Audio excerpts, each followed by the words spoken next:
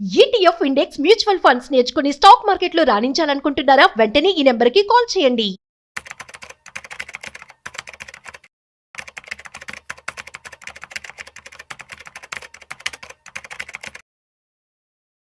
High paying dividend stocks ఇవి చాలా మంచివి. అయితే వీటిని ఎలా సెలెక్ట్ చేసుకోవాలి, అదేవిధంగా హై పేయింగ్ డివిడెండ్ స్టాక్స్ ఏంటి, వీటి గురించి ఇవాళ మనతో చెప్పడానికి ఫైనాన్షియల్ ఎక్స్పర్ట్ శ్రీరామచంద్రమూర్తి గారు ఉన్నారు.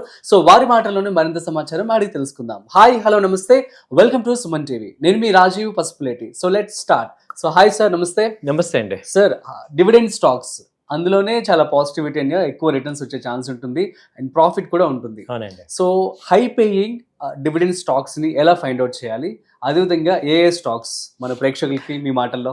తప్పకుండా సార్. యాక్చువల్గా ఏంటంటే మనము స్టాక్ మార్కెట్లో ఇన్వెస్ట్ చేసే వాళ్ళు కొంత లాంగ్ టర్మ్ ఇన్వెస్ట్ చేస్తాం మేము. సో ఇప్పుడు ఈ రెగ్యులర్గా కాకుండా ట్రేడింగ్ కానీ షార్ట్ టర్మ్ కానీ కాదు అన్న వాళ్ళకి ఏంటంటే ఇర్రెస్పెక్టివ్ మార్కెట్ తగ్గినా పెరిగినా ఎవ్రీ కంపెనీ ఏంటంటే డివిడెండ్ అనేది ఇస్తూ ఉంటుంది. అవును. సో అందులో ఇండియాలో ఇప్పుడు మీకు ఒక 6 స్టాక్స్ చెప్తాం. వాటిల్లో బాగా డివిడెండ్, ఇండియా మొత్తం మీద మంచి డివిడెండ్ ఇచ్చే స్టాక్స్. సో అది ప్రెసెంట్ రేట్ ఎంత ఉంది ఏంటి, ఆ కంపెనీ సెక్టర్ ఏంటి, ఒకసారి మనం ఒక ఓవర్వ్యూ. ఇది ఓన్లీ ఫర్ ఎడ్యుకేషన్ పర్పసే. మీరు కూడా 1-2 సార్లు చూసుకొని డిసైడ్ చేసుకోండి. మేము ఎక్కడ కూడా మిమ్మల్ని ఇన్వెస్ట్ చేయమని రికమెండ్ చేయట్లేదు. ప్లీజ్. సో మీరు కూడా మీకు ఓన్ రీసెర్చ్ అయితే చేసుకోండి. సో యాజ్ అన్ ఎక్స్పర్ట్ తను మనకి చెప్తారు కొన్ని తన యొక్క నాలెడ్జ్ ని బట్టి. ఓకే అండి. ఫస్ట్ ఏంటంటే వేదాంత ఉంది, విఈడిఎల్. ఇది ఒక హైయెస్ట్ పేయింగ్ కన్సిస్టెంట్ గా డివిడెండ్ స్టాక్. అంటే ఇప్పుడు డివిడెండ్ ఎందుకు ఇస్తున్నాము అంటే, సో ఇప్పుడు మనము యాక్చువల్గా కంపెనీస్ ఇన్వెస్ట్ చేస్తారు, మనందరం ఇన్వెస్ట్ చేస్తాం, వాళ్ళకి మనీ ఇచ్చి బిజినెస్ చేయమని మనం మనీ ఇస్తున్నాం. అవును.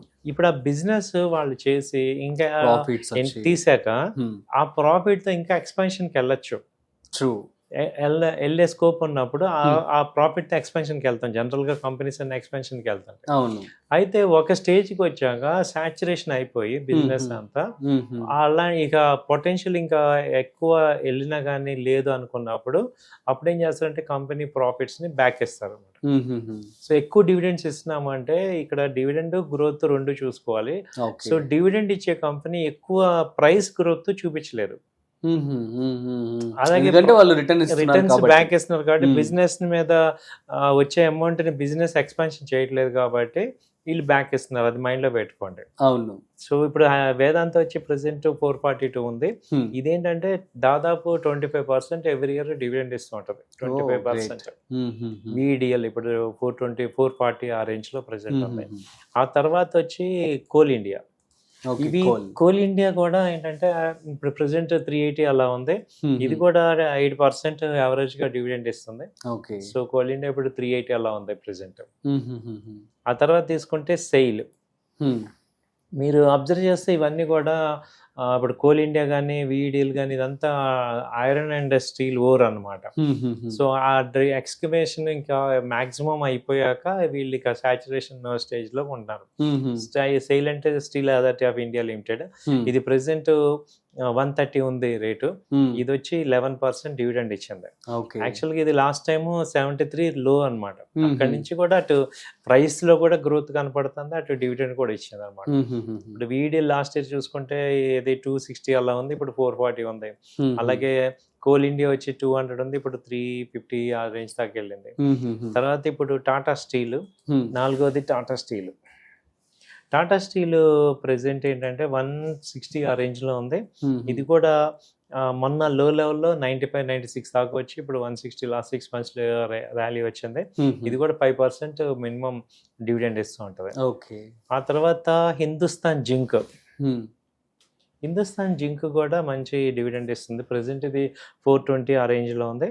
సో ఇది లాస్ట్ టైం 260 నుంచి పెరిగింది, ఆల్మోస్ట్ 60% 70% ప్రైస్ హైక్ అయింది, ప్లస్ డివిడెండ్స్ కూడా ఇస్తుంది. ఇది 14% దాకా డివిడెండ్ ఇచ్చింది. ఆ తర్వాత వచ్చి ఐఓసి, ఇండియన్ ఆయిల్ కార్పొరేషన్.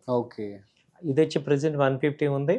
ఇది 12% డివిడెండ్ ఎవరి యానం యావరేజ్గా ఇస్తుంది.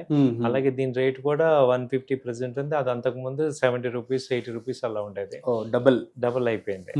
సో ఇలా ఇవి గ్రో అవుతున్నాయి. అటు ఇప్పుడు అంటే గ్రోత్ కన్సిస్టెంట్ గా వస్తుంది, ప్లస్ డివిడెండ్స్ ఇస్తున్నాయి కాబట్టి మీకేంటంటే అటు వెల్త్ క్రియేట్ అవుతుంది, ప్లస్ ఇటు ఇన్కమ్ కూడా ఎవరి క్వార్టర్ ఇన్కమ్ కూడా వస్తూ ఉంటుంది. కాబట్టి డివిడెండ్ పేయింగ్ కంపెనీస్లో కొంత పోర్షన్ మన పోర్ట్ఫోలియోలో పెట్టుకోవచ్చు. దానివల్ల మనకి ఏంటంటే కొంచెం అడ్వాంటేజ్ ఉంటుంది. అటు వెల్త్ క్రియేట్ ఒక్కోసారి మార్కెట్ ఫాలో అవుతున్నా అలాంటి టైంలో ఈ డివిడెండ్ ఇన్కమ్ రావటం వల్ల బాగుంటుంది. సో మరి ఇందులో పెట్టుబడి పెట్టే వారందరికీ మీరేం చెప్తారు? ఎటువంటి స్టడీ చేయాలని చెప్పంటారు? రీసెర్చ్ కావచ్చు ఏంటి? ఇప్పుడు నేను చెప్పే కంపెనీలు యాక్చువల్గా టాప్ 200 కంపెనీస్, ఇండియాలో లార్జెస్ట్ కంపెనీస్ కాబట్టి వీటికి జనరల్ గా ప్రాఫిట్స్ అవి బాగానే ఉంటాయి. మీరు ఒకసారి ప్రాఫిట్ లాస్ స్టేట్మెంట్ కానీ బ్యాలెన్స్ షీట్ ఒకసారి చూసుకోండి. అలాగే మనము ఏం చేయాలంటే ప్రీ అమౌంట్ పెట్టాలి ఇక్కడ. అంటే ఇప్పుడు అంటే మనకి రిస్క్ లేదు, ఈ డబ్బులతో నాకు okay fine let's do some trials అని చెప్పినట్లు. మన ఒక 2-3 years నాకు ఈ డబ్బుతో సంబంధం లేదు అన్న మనీయే పెట్టండి. ఓకే సార్, ఏదైనా లిమిట్ ఉంటుందా? యూజువల్లీ ఇప్పుడు చాలా మంది కూడా స్టాక్ మార్కెట్ లో పెట్టుబడి పెట్టాలి, ఇటువంటి డివిడెండ్ స్టాక్స్ కావచ్చు, what ever it is, stock trading చేయాలని చెప్పి అనుకుంటూ ఉంటారు. ఇంత అమౌంట్ పక్కన పెట్టుకొని చేయొచ్చు అని చెప్పి అనుకోవచ్చా? అంటే మినిమం కొంచెం మంచి క్వశ్చన్ అడిగారు సార్. ఇది మనకు కొంచెం మంచి మనీ రావాలి అంటే ఇవాళ ఒక 2-3 lakhs అయినా మినిమం ఉండాలి. అంటే 2-3 lakhs ఇవి నావి కాదు అనుకుంటే మాత్రం మనం పెట్టుబడి పెట్టడానికి పెట్టిన దాని వల్ల ఒక అమౌంట్ కనబడుతుంది. ఓకే లేదు అంటే ఇప్పుడు ఆ 2-3 lakhs వచ్చేది వరకు మనం ఏదైనా చిట్ వేసుకోవటము అలా వేసుకొని ఒక బల్క్ అమౌంట్ ఒక 2-3 lakhs మనం ఇన్వెస్ట్ చేసుకుంటే, ఇప్పుడు ఏ బిజినెస్ చేయాలన్నా ఒక 5 lakhs అని ఉండాలి కదా సార్. ఇప్పుడు వాళ్ళు ఉన్న పరిస్థితుల్లో మనం ఏ బిజినెస్ చేయాలి. సో అలాగే స్టాక్ మార్కెట్ కూడా మీరు క్యాజువల్ గా కాకుండా నిజంగా ఇది ఒక బిజినెస్ అనుకుంటే ఒక 5 lakhs తో కనుక మీరు ఇన్వెస్ట్ చేసుకుంటే, సో ఇప్పుడు మేము చెప్పినట్టు కొంచెం గైడెన్స్ అలాంటివి చూసుకొని మీరు అలా ఓన్లీ ఈక్విటీస్ ఇన్వెస్ట్మెంట్ లాగా చూసుకొని మళ్ళీ డౌన్ అవుతున్నప్పుడు అలా యాడ్ చేసుకుంటూ ఉంటే మీకు బాగుంటుంది. Okay super sir. So thank you so much. So మన ప్రేక్షకులందరికీ కూడా అర్థమయ్యేలాగా చెప్పారు. సో గైస్, అర్థమైంది కదా డివిడెండ్ స్టాక్స్ వీటిలో ఏంటంటే ఎక్కువ ప్రాఫిట్ అయితే మీకు రావడం జరుగుతుంది. కంపెనీస్ ఏంటంటే ఒక సాచురేషన్ పాయింట్కి వెళ్ళిపోయిన తర్వాత వారికి వచ్చేటువంటి ప్రాఫిట్స్ని డివైడ్ చేసి మనకి ఇవ్వడం జరుగుతుంది. సో సార్ అయితే కొన్ని డీటెయిల్స్ ఇవ్వడం జరిగింది. మీరు కూడా ప్రాపర్ రీసెర్చ్ చేసి మాత్రమే అందులో పెట్టుబడి పెట్టుకోండి. That's it. సో మరొక ఇంట్రెస్టింగ్ కాంటెంట్తో మళ్ళీ కలుద్దాం. అంతవరకు చూస్తూనే ఉండండి సుమన్ టీవీ.